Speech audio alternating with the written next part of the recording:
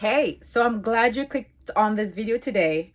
We are reading the book of Esther. We're in chapter 2. If you love to read the Bible like I do, stay, grab a snack, grab a drink, grab a pen, grab a paper, because we're about to dig in Esther chapter 2. So just a recap of Esther chapter 1. If you have not watched that video, please go back and watch that video. But just a quick synopsis of chapter 1.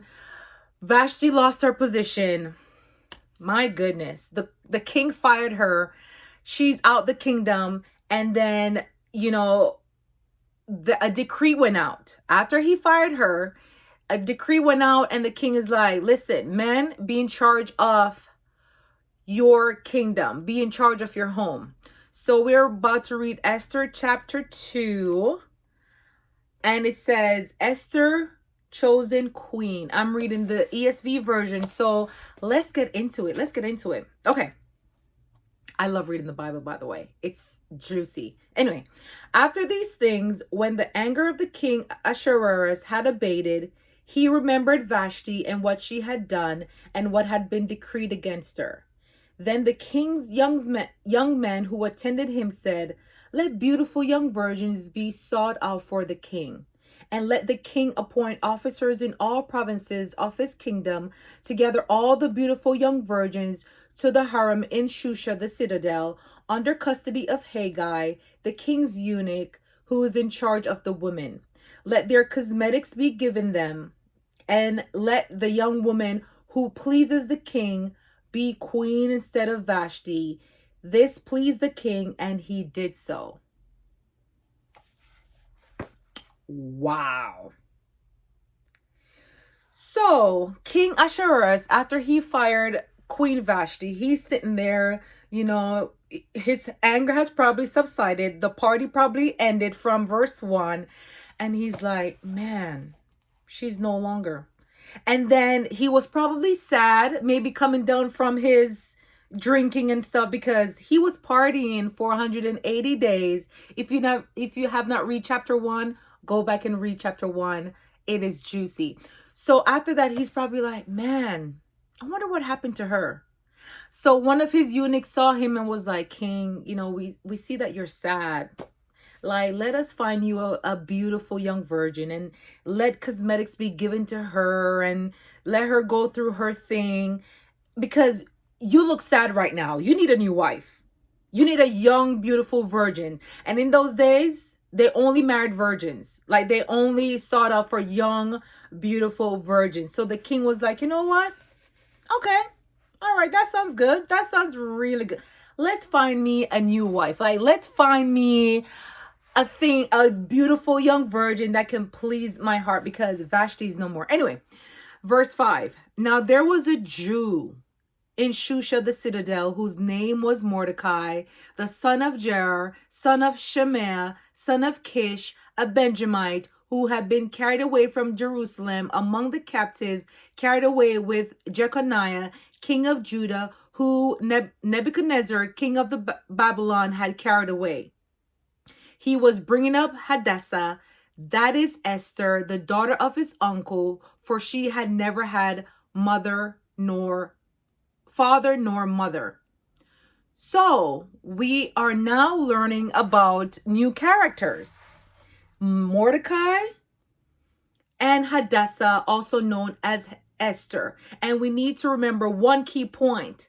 They are Jews. The king is not a Jew. King Ahasuerus, he's not a Jew. And that is important to know. So we know that King Mordecai raised Hadassah. She was an orphan. Her mother and father died, and Mordecai, her uncle, raised her. Okay. The young woman had a beautiful figure and was lovely to look at. Okay. And when her father and mother died, Mordecai took her as his own daughter. So when the king's order and his edict were proclaimed, and when many young women were gathered in Shusha the citadel in the custody of Haggai, Esther also was taken into the king's palace, and put in custody of Haggai, who had charge over the women.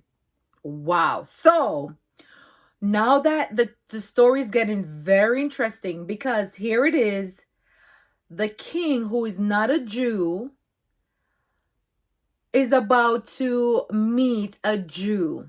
And in those days, um where you're from, even today, where in some culture, where you're from is a big deal.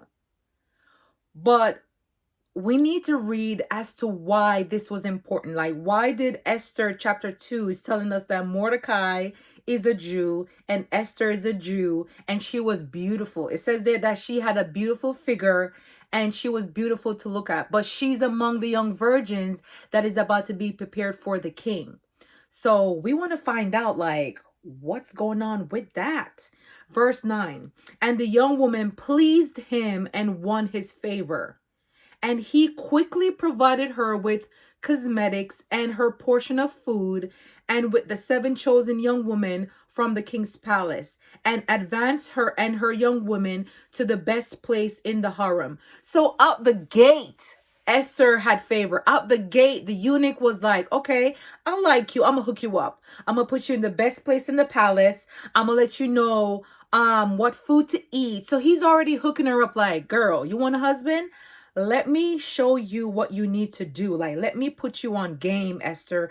This is what you need to eat. I'm gonna let you stay in the best place in the kingdom. Come on, girl. Stay right here. Do this, do that. So even the eunuch, she has already won favor with the eunuch. So that's a good start for Esther. Like, she's ahead of the game. She's already ahead of the game from all the other virgins that is being prepared for the king.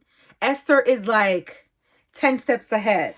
So verse 10, Esther had not made known her people or kindred, for Mordecai had commanded her not to make it known. And every day Mordecai walked in front of the court of the harem to learn how Esther was and what was happening to her. We need to understand the reason why Mordecai is telling Esther that, hey, we are Jews. This man is not a Jew, but I need you in. But don't tell nobody that you're a Jew, because if the king had found out that Esther is a Jew, he would have killed her. He would have killed her, because the Jew had no business marrying someone out of their race. But this was a plan of God. Even though God's name is not mentioned throughout the book of Esther, God played so many parts. Like, God's hand was upon Esther the entire time. Maybe I'm getting ahead of myself, but okay, let's continue to read. Verse 12. Now when the turn came for each young woman to go into King Ahasuerus, after being 12 months under the regulation for the women, since this was a regular period of their beautifying, 6 months with oil and myrrh, and 6 months with spices and ointment for the women. When the young woman went into the king in this way, she was given whatever she desired to take with her from the harem to the king's palace. So a whole 12 months, they had to prepare in order to go in front of the king. 6 months of, like, doing their nails, their hair, doing their beauty treatments, using their vitamin C serum and all of that. Like, they had to look good, make sure that their hair is growing out, using some oil to nourish their skin, going to spa treatments. Like, they had to beautify themselves for 12 whole months before they were authorized to go in front of King Ahasuerus. Wow, like, that is a lot. That is a whole lot. Verse 14, in the evening she would go in, and in the morning she would return to the second harem in custody of Shashgas, the king eunuch. I don't even know if that's how you pronounce that, but yeah, these names are big. Who was in charge of the concubines. So you notice that they went into the king Ahasuerus as virgins, and then they came back out in the morning and they were placed with the concubines. So you know what happened in the night. Yeah. They consummated their marriage. Whatever happened in the night, they consummated their marriage. And then once they're done, after they meet with the king, they are then placed with the concubines because they're no longer virgins. So verse 14, in the evening she would go in, and in the morning she would return to the second harem in custody of Shashgas, the king eunuch who was in charge of the concubines. She would not go into the king again unless the king delighted in her and she was summoned by name. So after this night of fun and being in the king's presence, if the king did not delight in this young virgin, she would be amongst the concubine and she could go months without seeing the king's face again. Like, that's the system that they were in. Verse 15, when the turn came for Esther, the daughter of Abigail, the uncle of Mordecai, who had taken her as his own daughter to go into the king, she asked for nothing except what Haggai, the king's eunuch, who had charge of the women, advised. So Esther was like, you know what? Because you know sometimes how women can be. We're very particular with our cosmetics, our treatment, what vitamin C serum we like, what want our hair to look like, what we think is best. Esther is like, nah, I need you to put me on game. Like, you know this man, you know what he likes. So I need you to put me on game and tell me, what should I do? What should I eat? Like, do I need this extra perfume? What dress do I wear? Because she want to make sure that when it's her turn to go and spend the night with this king, he's going to call her back. So Esther's like, listen, I want what the king wants. Now Esther was winning favor in the eyes of all who saw her. And when Esther was taken to King Ahasuerus into his royal palace in the 10th month, which is the month of Tebeth, in the 7th year of his reign, the king loved Esther more than all the women, and she won grace and favor in his sight more than all the virgins, so that he set the royal crown on her head and made her queen instead of Vashti. Then the king gave a great feast for all his officials and servants. It was Esther's feast. He also granted a remission of taxes to the provinces and gave gifts with royal generosity. Wow. Like, let's feed on that. Like, let's meditate on that real quick. So Esther went into the king. She spent the night. And he's like, okay, I'm feeling her. I like her. She's beautiful. She's meek. She's humble. She's wearing the dress I like. She's wearing the perfume I like. Like, her hair's done the way I like. I like this girl. The king didn't waste any time. He put the crown on Esther's head. He's like, you're the woman I want. You're the woman I need. I'm going to marry you today. And he put the crown on her head. So all the other virgins who the king has been seeing before Esther, they didn't want favor in his eyes. The moment that Esther, because we read here that the virgins, they go in at night, spend the night with the king, come back in the morning. Listen, the king was wasting no time with Esther. He probably didn't even want her to leave his presence. After she probably ended the night and she's like, okay, all right, king, I'm about to go. He's like, you ain't going nowhere, girl. You're mine. You're mine to stay. And he just put the crown on her head and be like, you're my queen. You're my new wife. Okay. Verse 19. Now, when the virgins were gathered together the second time, Mordecai was sitting at the king's gate. Verse 20. Esther had not made known her kindred or her people, as Mordecai commanded her, for Esther obeyed Mordecai just as when she was brought up to him. Just as when she was brought up by him. Sorry. So now we see a pattern of, like, when you see something repeated twice in the Bible, you have to wonder, you're like, okay, why was this repeated again? Why was it repeated again that Esther was a Jew? Mordecai commanded her not to tell the king because she obeyed him. So this is making us know that her identity played a significant role of what is about to happen in the next few chapters. That is why it was repeated twice. Why was it repeated twice? Is because we need to make a note that her identity, her nationality, where she's from, is about to make significant impact into the next few chapters of Esther.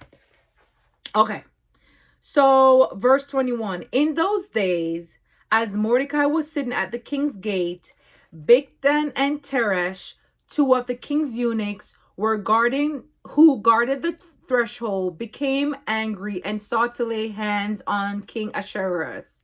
And this came to the knowledge of Mordecai, and he told it to Queen Esther, and Esther told the king in the name of Mordecai. Verse 23 and final verse. When the affair was investigated and found out to be so, the men were both hanged on the gallows, and it was recorded in the book of the Chronicles in the presence of the king. So this is chapter 2 of Esther. In chapter 2, just to do a quick recap, we saw that, after the king fired Vashti, his first wife, she's no more. He's like, you know what? I need me a young wife. I need me another wife. And one of his eunuchs or one of his servants, recommended him, was just like, King, you need a new wife. And we were introduced to two new characters, Esther and Mordecai. And two significant thing that we needed to know here: she was a Jew and she hid her identity from her husband. Can you imagine marrying a man and he's not supposed to marry someone from your nationality, from your people, and you hid it from him? And Mordecai told her, Esther, you better not tell this man that you're a Jew. And she hid it all the way through. And she won favor in the sight of the eunuchs. She was put in the best place of the palace. Like, she followed all the rules and regimen on what the king desired. She probably only ate vegetables and water for those 12 months. Used some, shea butter or something. Whatever the guy recommended, she was just like, okay, that's what I want. And then when she went into the king favored her, and he didn't even wait. He put the crown on Esther's head right away. And then we saw at the end of chapter 2, two of the king's eunuchs, they were angry with the king. And Mordecai, the same uncle who has been like, watching everything. Like, Mordecai was like a watchman. He was just like, let me watch what's going on with Esther.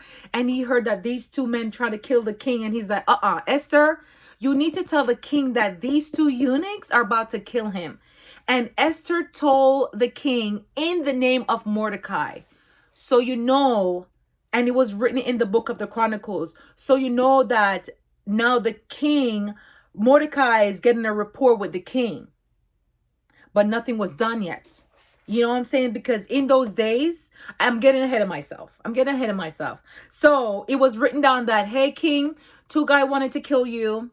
Mordecai told me to tell you. So write it down because, and these two guys were hanged. So in our next chapter 3, we're going to learn how this story starts to develop. One thing that we need to know is that Esther was a Jew.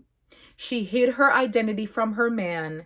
And now we're going to see why was this repeated twice, that she hid it and she obeyed Mordecai. So until my next video, guys, thank you so much for joining me for today's Bible study. I hope that you enjoyed it. Let me know what nuggets you got from this chapter. Let me know what you learned, and I'll see you in my next Bible study. Bye.